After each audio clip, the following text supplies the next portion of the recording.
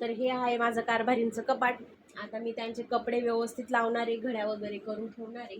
आणि कोणाकोणाचे कारभारी हे अशा पद्धतीने कपडे करून ठेवतात.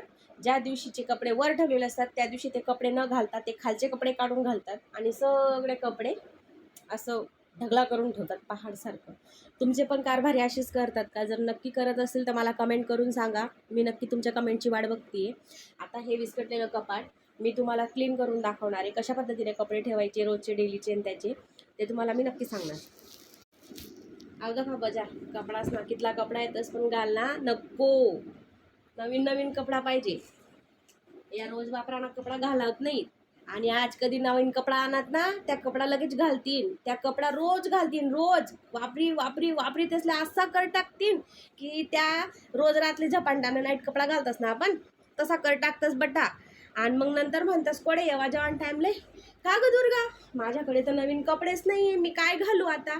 मग आपण सांगू घाला तुम्हाला नाईट कपडा, काय सांगू तेसले. या माणसाचं असंच राज. नवीन कपडा आणा की रोज रोज रोज रोज त्याच घालतस आणि मग येवा जेवण टाईमले म्हणतस मन पानत्या ते कपडाच नाही येतस, मन पानते कपडाच नाही येतस.